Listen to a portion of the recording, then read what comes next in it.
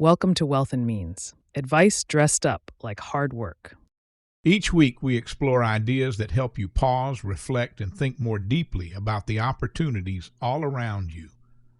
It's the perfect mix.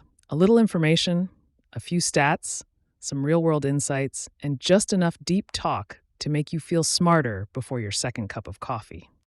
Today's episode is stacked. What you didn't see in the news, on search getting unbundled as AI becomes the doorway, SEO mutating into geo, Reddit rising as distribution while spam tries to poison the well. Plus microdramas, creators choosing margin over virality, Apple rumor weather, solid-state batteries that are always 5 years away, agentic AI shifting work from assistance to delegation, fiber optic cables that can feel earthquakes, and the splinternet turning connectivity into a geopolitical lever. Then wake up ready for a week that starts quiet and ends loud, with CPI at the center of gravity, PPI and Retail Sales as the confirmation test, and Fed tone as the Friday finishing move. A knowledge bomb on why buy the rumor, sell the news isn't a strategy, it's an autopsy. Humor me on the adult language we use to make trivial work sound inevitable. And we close with, let's invent again. The barcode, an invention so boring it reorganized the world. A quick thank you to our sponsor, Nost Moments at nostmoments.io. Share your most precious memories. Share the Nost Moments. All right, welcome back to what you didn't see in the news. The stories that didn't make the front page, but quietly explain what people are paying attention to, what businesses are repositioning around, and where money is starting to sniff around the edges. We've got hard tech, soft culture, weird internet, and a little markets behaving badly. Let's start with the thing that may change how you find everything else. First up, search is getting unbundled fast. According to Search Engine Land, there's a study floating around that says a meaningful chunk of active AI users are starting searches with AI tools instead of Google. The key detail here isn't the exact percentage, it's the directional behavior. People are moving from 10 blue links to one synthesized answer, and that changes the power structure of discovery. The implication is big. If AI becomes the first doorway, the winners aren't just search engines. They're the systems that decide what gets summarized, cited, or ignored. And why did this pop this week? Because the first week of January is when every marketing team on Earth does their 2026 planning, and this stat got picked up as a strategy forcing function. Like, we need an AI plan, not just an SEO plan. So the new question is, how do we rank inside the answer, not how do we rank on page one? Exactly. Which brings us to the next little acronym that's trying to become a job title. GEO, Generative Engine Optimization. WordStream and other SEO trend pieces are floating this term as the next evolution of SEO. And the key fact is that it's not about keywords anymore. It's about signals that make an AI comfortable repeating you. Think structure, clarity, citations, consistency, machine-readable product, and company facts. The implication is that marketing isn't just persuasion, it's becoming data hygiene. And the attention reason this week is simple. New jargon spreads in January the way pumpkin spice spreads in October. Teams need a label for the budget line item, and Geo is trying to be that label. Now, the dark mirror of Geo, because if there's a new system, there's always someone trying to game it. Also in those SEO trend conversations, Reddit spam SEO. The key fact is that as search surfaces more user-generated content, it also invites manipulation. Accounts, comments, threads built to rank, not to inform. The implication isn't just annoyance, it's trust decay. If the public layer of the internet becomes increasingly polluted, people move toward gated communities, private groups, paid newsletters, and AI summaries they trust, creating a feedback loop. Why did this spike this week? Because early January is also when marketers audit what worked last year. And a lot of people are noticing the search engine results pages are looking more like a comment section. Sometimes for better, sometimes for worse. And speaking of Reddit, there's chatter in e-commerce and marketing circles, pulled into that Shopify recap, that Reddit may have surpassed TikTok as the fourth most visited social platform in the UK. Now, key fact here. Even if the exact rank shifts around, the underlying conversation is what matters. Reddit is being reevaluated from nerd forum to strategic distribution. The implication is a possible platform reweighting. If Reddit is where intent lives, questions, comparisons, real world reviews, then it becomes a place brands and creators want to show up before purchase, not after. And why did it pop this week? Because brands are planning, and the UGC as search narrative is colliding with the AI eats search narrative. Reddit starts to look like a primitive knowledge graph made of humans. Which is great until the spam shows up and ruins the party. Right. Platform growth invites platform games. And that's the theme threading through a lot of this week. Discovery systems shifting, and everyone's sprinting to exploit the new terrain. Let's jump to creator economy, because the formats are mutating again. One under-the-radar concept bubbling up: TikTok microdramas, short soap opera-style episodes with freemium mechanics baked in. The key fact is that it's not just short video. It's episodic narrative designed to keep you returning, and sometimes to push you toward paid access. The implication is pretty straightforward. Platforms are experimenting with turning TikTok into something closer to a micro-streaming service, where attention is serialized and monetized, not just scrolled and forgotten. Why this week?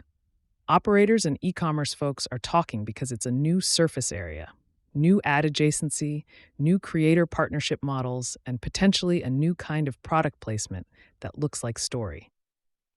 Now, zoom out from one format to the broader creator posture. NeoReach, Digiday, and WPP Media are all pushing a similar theme. Creators are moving beyond virality. The key fact is that the growth playbook is shifting from chase the algorithm to build own distribution. Communities, memberships, events, storefronts, repeat customers. The implication is that creators are becoming small businesses with predictable revenue, and platforms become channels, not homes. Why is it popping this week? Again, January. The first week of the year is when creators and brands decide whether this year is more views or more margin. And a lot of smart people are choosing margin. The adult version of going viral is not panicking every month. Exactly. And if you want a story that's weird, funny, and oddly revealing about the modern workplace, here you go. There's chatter, again via that same e-commerce news loop, about tech firms handing out nicotine pouches as focus aids. The key fact isn't whether it's widespread, it's that the idea is plausible enough to spread as a corporate culture headline. The implication is a cultural tell. Productivity anxiety is so normalized that stimulant as perk doesn't even sound insane to people anymore. And why did it hit this week? Because it's the perfect early January meme. Everyone's back at work, everyone's exhausted, and the internet loves a story that says Silicon Valley is speed-running burnout. Let's pivot into consumer tech, because rumor cycles are basically their own weather system. Macworld is already teeing up a possible early 2026 Apple slate. Budget MacBook chatter, Apple TV refresh rumors, HomePod mini updates, the usual ecosystem tremors. The key fact is that Apple's mid-tier hardware decisions matter because they set price anchors for the entire market, especially for students, creators, and I just need something that works buyers. The implication is that a cheaper MacBook isn't just a product, it's a strategic move to pull more people into Apple services and to defend against increasingly capable Windows and Chromebook options.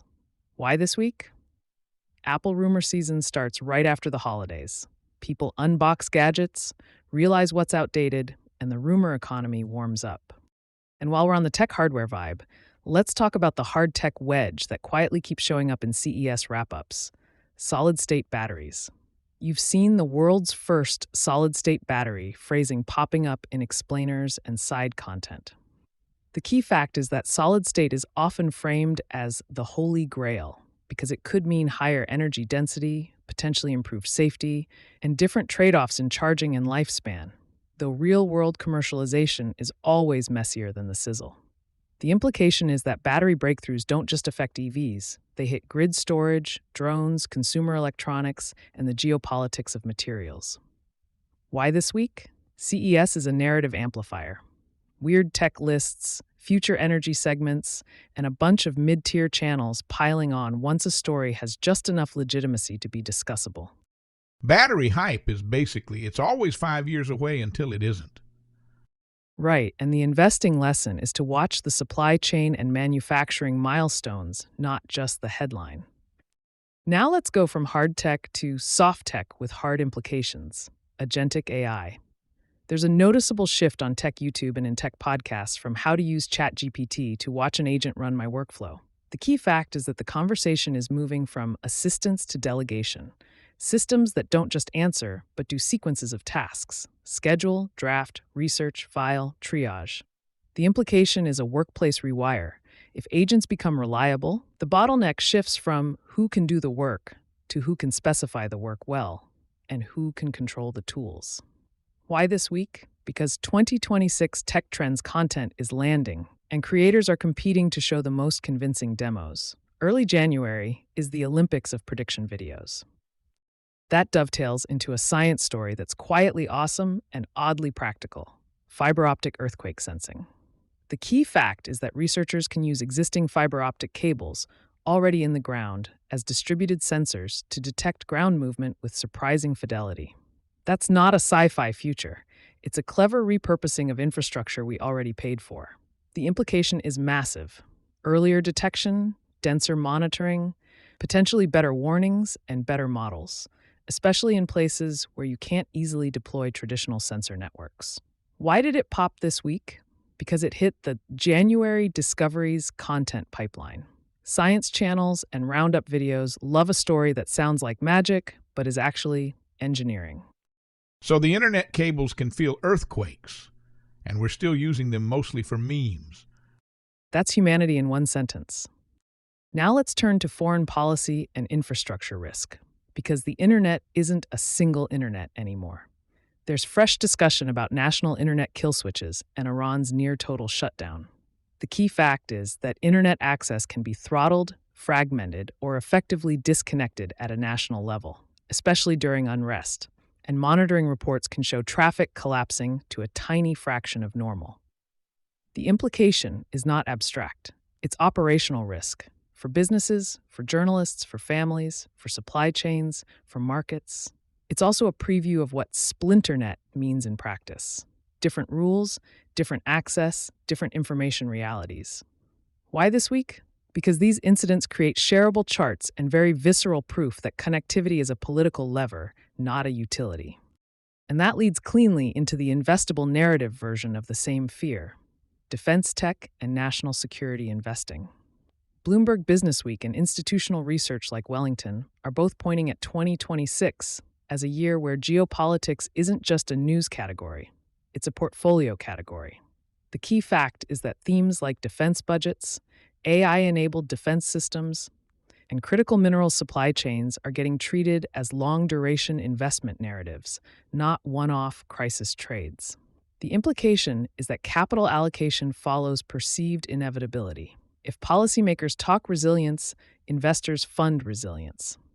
Why this week? Because early January is when the themes decks ship. Macro podcasts and asset managers publish their lists, and suddenly everyone has a vocabulary for what they already felt. It's amazing how themes just means we need a story to organize uncertainty.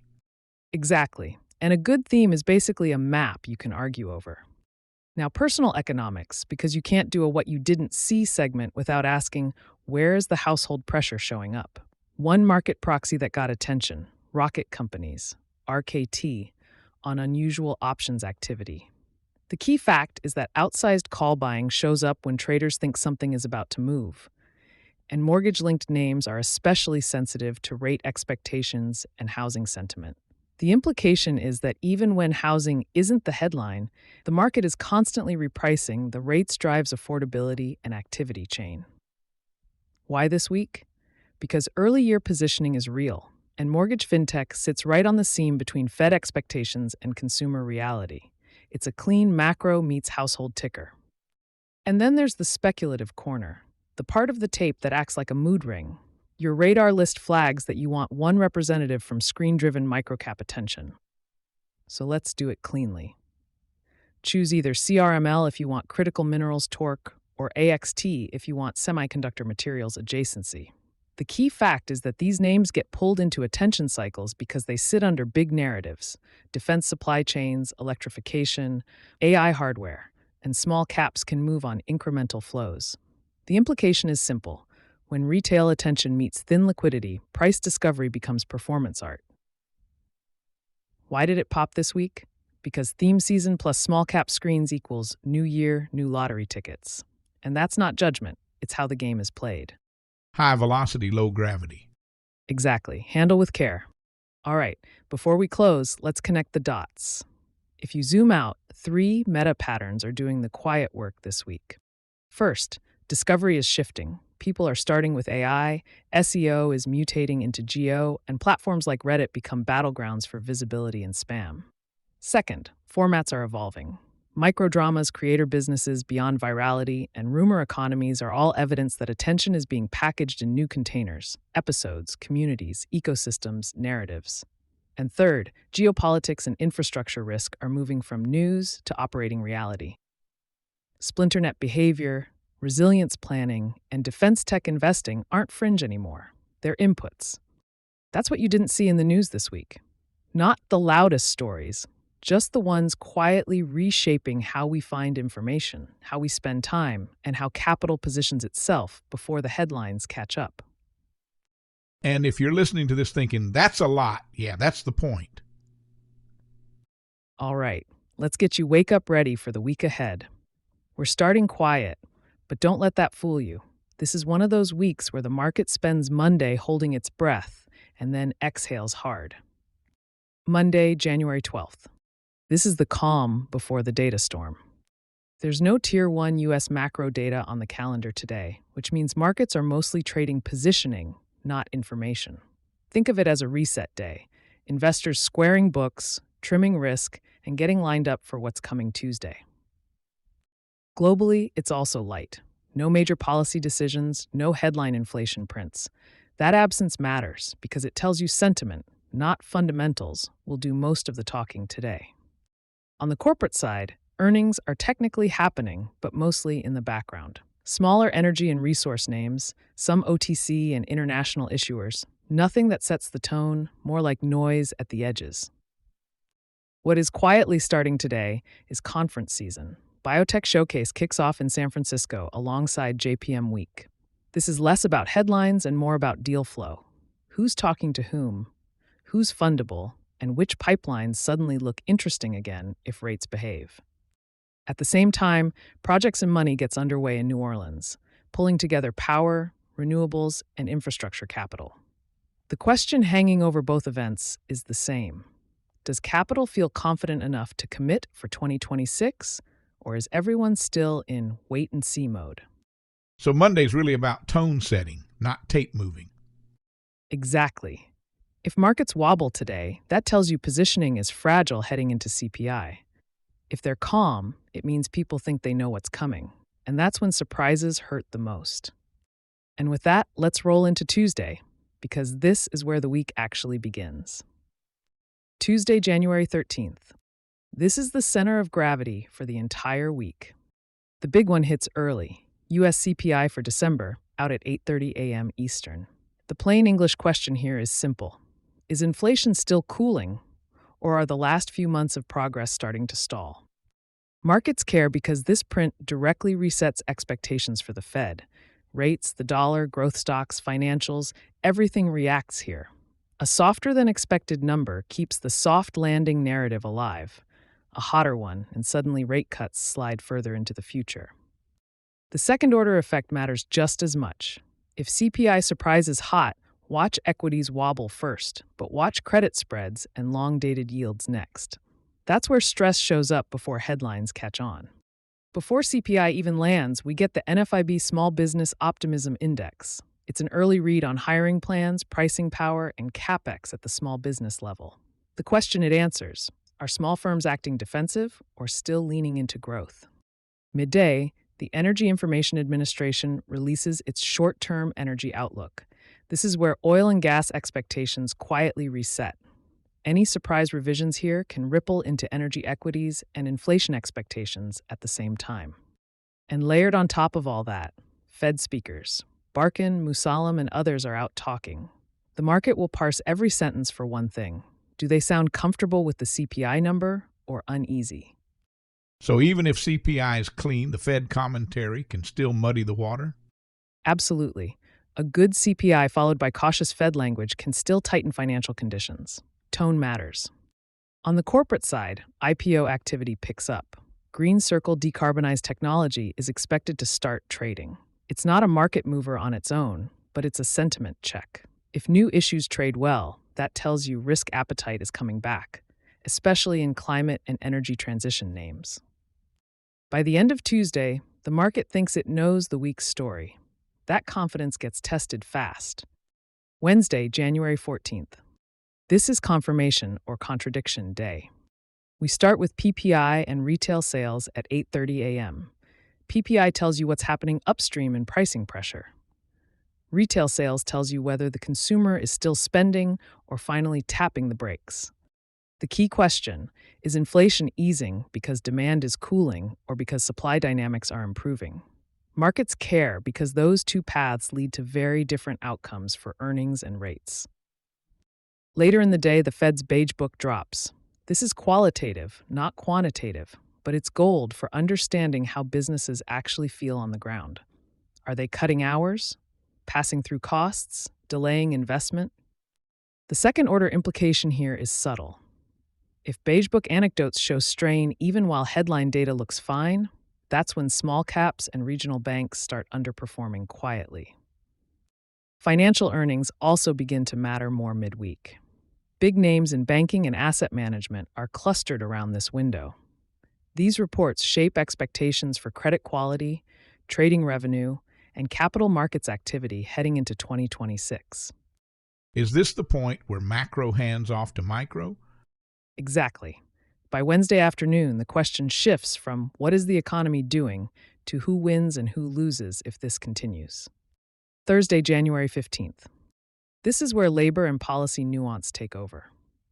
Weekly jobless claims hit at 8:30 a.m. They're noisy, but they're fast. The market's asking, is the labor market still tight enough to worry the Fed, or are cracks forming beneath the surface? A surprise jump here would ripple quickly into rate expectations, especially at the front end of the curve. Later in the morning, Fed Governor Michael Barr participates in a panel on stablecoins. This is a tech policy crossover moment. The question isn't whether crypto moves today, it's whether regulatory clarity is getting closer or further away. If tone shifts towards stricter oversight, fintech multiples feel pressure. If it leans toward integration and guardrails, that's quietly supportive for payments and digital finance names. Throughout the day, global central bank speakers add background noise, but also optionality. In thin markets, even incremental guidance can spark FX and rates volatility. Friday, January 16th. We close the week with production and perspective. At 9:15 a.m., U.S. industrial production and capacity utilization drop. This is the real economy gut check. Are factories, mines, and utilities still ramping or leveling off? Markets care because this feeds directly into GDP tracking and earnings expectations for industrials, materials, and energy. Then the Fed gets the last word. Multiple senior officials speak Friday afternoon, reflecting on the full week of data. The question here is simple but powerful. Does the Fed sound reassured or unsettled? Second-order effects matter most here. A confident Fed can stabilize markets into the weekend. A cautious one can leave investors de-risking right into the close. Earnings from financials round out the picture, offering one last read on credit conditions and balance sheet health. And by Friday's close, the market won't just be pricing last week's data, it'll be pricing what it thinks comes next. That's your setup: a quiet start, a heavy data core, and a Fed-shaped finish. Keep your eyes on Tuesday morning, Wednesday confirmation, and Friday tone. That's how you stay a step ahead and wake up ready. Listen up, because this one saves people real money. One of the fastest ways new investors blow up their portfolios is by confusing a warning for a strategy. You've heard it before: buy the rumor, sell the news. It gets passed around like some Wall Street cheat code. But here's the truth: it's not advice, it's an autopsy report. That phrase didn't come from a finance textbook. It came off trading floors a century ago, back when information traveled by telegraph and the guys closest to the wires made fortunes off whispers. By the time something hit the newspapers, the trade was already over. And that logic still holds today. Markets don't move on facts, they move on expectations.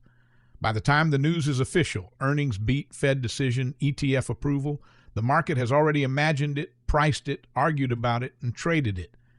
When reality finally shows up, professionals don't celebrate, they exit. Here's how this plays out for modern retail investors.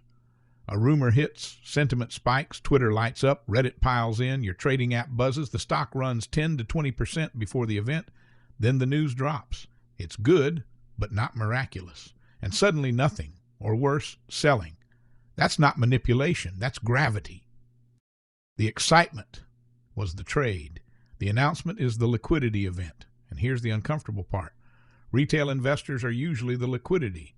Study after study shows the same pattern. Institutions position early. Retail piles in late. When the news hits, professionals sell into the surge of enthusiasm and walk away with the gains. You're not late to the party. You are the party. Now here's the twist most people miss. This cliche doesn't even work consistently. For major durable information like real earnings surprises, markets often underreact. Prices drift for weeks or months after the news, not reverse. That's why blindly selling the news can be just as dangerous as chasing the rumor. Translation: there is no universal rule, only context. So what's the real takeaway? Buy the rumor, sell the news is a diagnostic tool, not a trading plan. It's a red flag that expectations may be overheated. It's a signal to slow down, not speed up. It's a reminder that if everyone already agrees, the money's probably already been made. For long-term investors, especially early in your wealth-building years, the edge isn't timing whispers or decoding hype cycles. The edge is not getting played. Dollar cost averaging, broad diversification, letting compounding do the heavy lifting while others chase noise. The smartest move in most markets isn't being early, it's being patient. And that quietly, boringly, relentlessly is how real wealth gets built. That's today's knowledge bomb. Humor me. You ever notice how modern finance talks like it's doing cardio just to stay alive?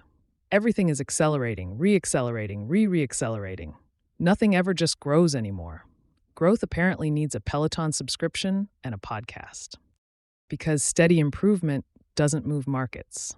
But inflecting momentum with optional upside leverage, that'll get you a CNBC booking and a LinkedIn thought post before lunch. And I realized this the other day when someone explained a perfectly normal business to me using 12 slides to describe what used to be a lemonade stand. Not a joke. The pitch was basically, we're disrupting hydration at the corner-based distribution layer. Sir, you are 8 years old and your inventory melts. And this isn't just startups. This is how we all talk now. Everyone's job is strategic. No one just does things. You're not answering emails. You're managing inbound communications. You're not late. You're reprioritizing time allocation. You're not confused. You're seeking clarity across stakeholders, which is adult for, I have no idea what's happening. And the absurd part is, the more trivial the task, the more serious the language gets. No one writes a casual calendar invite anymore. It's always, let's align. Align on what? It's a 12-minute call about whether we need a 13th tab in the spreadsheet. If this keeps going, I think by 2035, we're going to need an investment memo just to choose dinner. Here's the base case for pasta. Here's the bull case for tacos. And obviously, sushi is a high multiple option with geopolitical risk. And look, markets reward this behavior. That's the real joke. Because confidence isn't about being right anymore. It's about sounding inevitable. If you say, I think this might work, people get nervous. If you say, this is the future, people nod, even if you're wrong for 7 straight quarters. That's how you get faux certainty everywhere. Everyone's an expert. Everyone's early. Everyone's long-term, right up until next Tuesday. So I made a little taxonomy in my head, the 4 modern economic species. First, the visionary, always early, never profitable, spiritually allergic to timelines. Second, the operator, actually makes money, apologizes for it constantly. Third, the commentator, no exposure, maximum conviction. And fourth, and this is my favorite, the optimizer. spends 6 months improving a process that didn't need improving, then writes a post about burnout. And the punchline is, markets don't really care who you are. They just care whether expectations moved faster than reality, which is why the best investors aren't the loudest or the smartest. They're the ones who know when a story has already done its job. Because once everyone's aligned, optimized, and inflecting, the trade usually is too. And that's today's lesson. In markets and in life, when the language gets more complicated than the outcome, someone, somewhere, is probably already selling. Welcome back to the greater debate, the one that sounds harmless until someone halfway through it starts staring into their drink like it just betrayed them. This is the debate that detonates dinner parties, that turns "so what do you do" into a philosophical landmine, that makes people suddenly very interested in checking on the grill.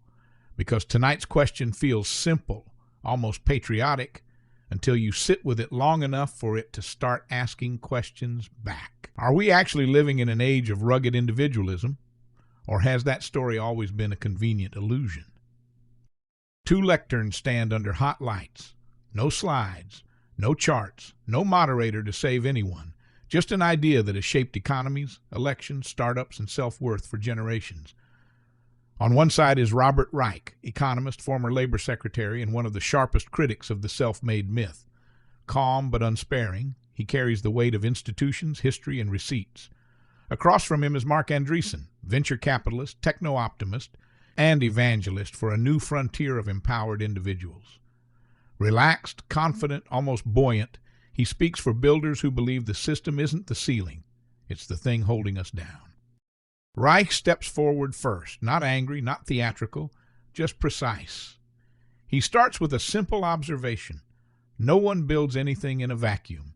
The entrepreneur, the founder, the billionaire, each one is standing on a scaffold they didn't personally erect. Roads they didn't pave, courts they didn't fund, schools that trained their workforce, a communications network paid for long before it was monetized. The very notion of a private company, he reminds the room, only exists because the public enforces contracts and property rights. Call it society, call it the social contract, call it the collective. But don't pretend it isn't there. The room shifts. This isn't an attack on ambition, Reich insists. It's a correction. The danger of the rugged individual story isn't that it celebrates effort, it's that it erases context. When success is framed as purely personal, failure becomes moral. People who fall behind aren't unlucky or under-resourced, they're deficient. That story, Reich argues, quietly corrodes solidarity. It turns public investment into charity and taxes into theft. And once you buy that logic, it becomes much easier to dismantle the very systems that made success possible in the first place. Andreessen listens without interrupting, arms loose, expression curious. When he steps up, he doesn't deny the past. He reframes the present. Yes, institutions mattered. Yes, public infrastructure played a role. But the terrain has shifted. We are entering an era where individuals can do what once required empires. A single person with a laptop can now reach millions, coordinate globally, build tools that rival corporate products, and move faster than regulators can track. The leverage per human has exploded. That's not mythology. It's lived reality. He presses the point. Technology hasn't just lowered barriers, it has collapsed them. AI, software, decentralized networks. These don't just help individuals, they compound them. One person's output can scale across continents with near zero marginal cost. That changes the math of power. In this environment, the greatest threat isn't inequality of effort, but stagnation enforced by outdated rules. Regulations designed for industrial monopolies now suffocate digital creators. The state, he argues, has become slow where individuals are fast, cautious where progress demands risk. Reich responds without raising his voice, and somehow that makes it sharper. The tools may be new, he says, but the dependencies haven't disappeared. They've just gone invisible. That laptop relies on a global supply chain, publicly funded research, and a stable geopolitical order. The AI models are trained on collective human output. The platforms that allow creators to reach millions exist because someone else maintains the grid, the fiber, the courts. The individual hasn't escaped the system. They're just renting it more efficiently. Then Reich lands his first clean hit. When individual power scales without shared responsibility, accountability erodes. If everyone is sovereign, who maintains the commons? Who pays for the next generation of roads, research, and resilience? The danger isn't innovation, it's free riding dressed up as heroism. The room goes quiet. This isn't abstract, it's a question with a bill attached. Andreessen absorbs it, nods once, and counters with speed. The real free riding problem, he says, is when innovation is taxed to preserve comfort, when permission structures reward incumbents and punish outsiders, when risk takers are told to wait their turn while systems calcify. The collective, he argues, doesn't always mean the many. It often means the already powerful hiding behind procedure. Individualism isn't the enemy of the commons. It's often the force that rebuilds it when institutions fail. A ripple runs through the audience. Someone exhales. Andreessen pushes further. The old social contract assumed centralized coordination because coordination was expensive. That's no longer true. We can organize bottom-up now. Open source software, distributed teams, micro-entrepreneurs creating value without gatekeepers. The future isn't lone wolves. It's voluntary networks. And those networks work best when individuals are free to experiment without being smothered by precaution. Reich doesn't dismiss it. He concedes a point, and it matters. Yes, institutions can ossify. Yes, bureaucracy can protect mediocrity. He's seen it firsthand. But here's the weakness in Andreessen's vision. Not everyone starts with the same runway. Hyper-individualism assumes access to capital, to education, to safety nets you don't notice until they're gone. Strip away collective guarantees too aggressively and the risks don't vanish. They concentrate. Freedom for the already mobile can mean fragility for everyone else. The room tightens. Andreessen acknowledges his own flank. He knows technology alone doesn't solve inequality. He knows markets can overshoot. The frontier can leave people behind.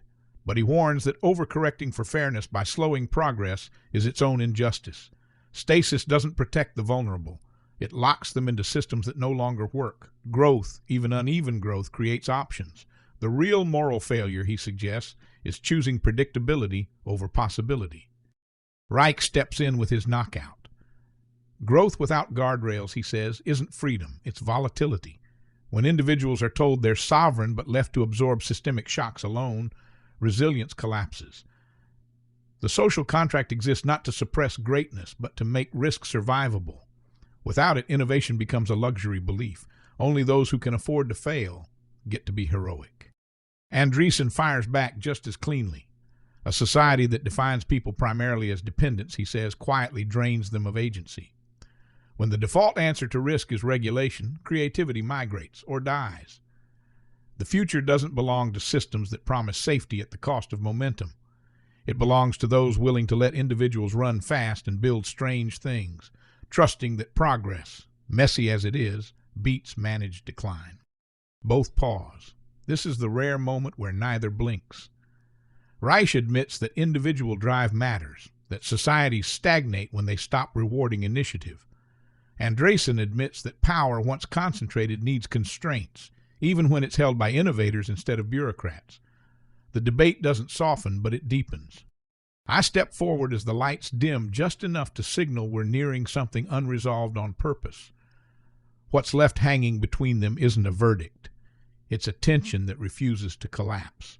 We are more empowered as individuals than at any point in history, and we are more dependent on shared systems than we like to admit.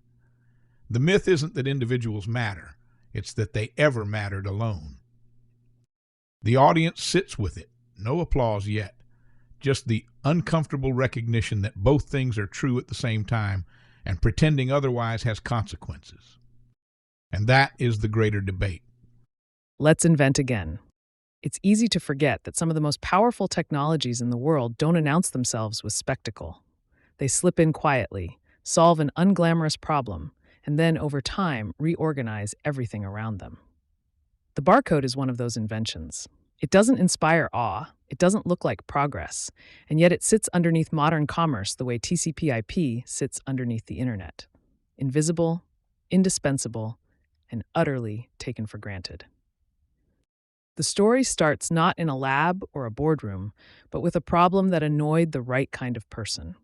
Norman Joseph Woodland was not chasing fame or fortune. He was an engineer who hated inefficiency. After serving in World War II and spending time on technical work that demanded precision and discipline, he returned to civilian life with a restless curiosity about systems. And then his collaborator, Bernard Silver, overheard something deceptively simple. A grocery executive complaining that there had to be a better way to ring people up. That complaint mattered because it landed in the mind of someone trained to see processes, not just products. Woodland wasn't thinking about faster cashiers. He was thinking about information, about how physical objects could carry identity in a way machines could understand. And once that question lodged itself in his head, it didn't let go. The breakthrough didn't come from advanced mathematics or cutting-edge electronics. It came from memory and abstraction. Woodland had learned Morse code, dots and dashes, signals compressed into patterns. Sitting on a Miami beach in the late 1940s, he traced those dots and dashes into the sand, then dragged his fingers downward, stretching them into lines. Thin, thick, space, pattern. Suddenly, information had shape. That's the part of the story that sounds almost mythical now. But what's more interesting is what followed. The first version wasn't the barcode we know. It was a circular bullseye, concentric rings designed so a scanner could read it from any angle. This wasn't aesthetic. It was practical. Early scanners were crude. Clerks couldn't be expected to line things up perfectly. So Woodland designed around the constraints of reality, not the elegance of theory. And that's where the invention stalled. The idea worked. The ecosystem didn't. Light sources were too weak, sensors too large, computers too expensive. The insight was ahead of the infrastructure. So the patent sat. The world moved on. Woodland and Silver sold the rights for what would eventually look like a rounding error, because at the time, that's what it was. This is the part of innovation we rarely celebrate. Not the eureka moment, but the long, quiet gap between insight and adoption. The years where you're right too early. The years where the idea survives mostly as a conviction. It wasn't until Woodland joined IBM and technology caught up that the system could finally breathe. Lasers made scanning viable. Computing power made databases practical. And just as importantly, standardization made cooperation possible. The bullseye gave way to a rectangular code not because it was prettier, but because it scaled better across industries and hardware. When the first pack of chewing gum was scanned in an Ohio supermarket in 1974, it didn't feel like history. It felt like a novelty. But that beep marked something profound. The moment physical commerce became machine-readable at scale. The real impact of the barcode wasn't speed at the checkout. That's the visible benefit. The deeper change was informational. For the first time, companies could know in real time what was actually happening in their businesses. What was selling, where, when, at what velocity. Inventory stopped being an estimate and became a signal. That single shift rewired global trade. Just-in-time manufacturing wasn't possible without reliable automated identification. Modern logistics doesn't exist without standardized tracking. Big data in retail didn't begin with loyalty apps or online clicks. It began when products themselves started reporting their own movement through the system. Healthcare followed, manufacturing followed, shipping followed. Suddenly, errors became detectable instead of invisible. Waste became measurable instead of assumed. Complexity became manageable instead of overwhelming. And here's the part that feels especially relevant now. The barcode didn't win because it was brilliant. It won because it was boring and universal. It didn't ask companies to change how they thought. It asked them to agree on how they labeled. That lesson echoes loudly today as we move into the next phase of the same idea. The world is shifting from simple one-dimensional barcodes to richer two-dimensional codes that carry far more information. Not just what an item is, but where it came from, when it expires, whether it's been recalled, how it should be handled, even how it should be recycled. This isn't about novelty. It's about trust and traceability in a world that has grown too complex for gut checks. As supply chains stretch, regulations tighten, and consumers demand transparency, the humble scan becomes a gateway to accountability. What's striking is how familiar the pattern feels. The technology exists, the standards exist. Adoption lags because systems, incentives, and habits need time to realign. Once again, the constraint isn't imagination, it's coordination. That's where Woodland's story becomes less about barcodes and more about innovation itself. He didn't try to build an empire. He didn't market a vision. He solved a narrow problem cleanly and trusted that the rest would follow when the environment was ready. In a culture obsessed with disruption, the barcode is a reminder that the most durable innovations don't overthrow systems. They quietly become the system. They succeed not by being flashy, but by being dependable, by doing one thing so well that everyone agrees to build on top of it. The lines in the sand were never the point. The point was the idea that information could travel with objects, that identity could be standardized, that complexity could be reduced without being oversimplified. That's a lesson worth carrying forward. Progress doesn't always arrive with applause. Sometimes it arrives with a beep at the checkout, and by the time you notice, the world has already reorganized itself around it. That's it for another episode of Wealth and Means, advice dressed up like hard work. We hope you enjoyed the full arc, from shifting discovery and restless attention to the very real calendar that reprices markets, from rumor-driven momentum to the slow discipline that builds durable wealth, from corporate theater and complicated language to the quiet truth beneath it, and from futuristic systems to a stubbornly simple standard. Because that's the thread tonight. Signal over noise, structure over story, coordination over charisma. The unglamorous work that makes everything else possible. A synthesized answer, a CPI print, a patient portfolio, a plain old product code, different domains, same lesson. Progress compounds when the inputs are clear, the incentives are aligned, and the fundamentals are finally easy to read. Subscribe, rate, and share this episode. It helps more than you think. We do this for you to help you have a better week, a sharper mind, and maybe even a longer attention span. And a special thanks to our sponsor, Nost Moments, because the best investments are still your memories.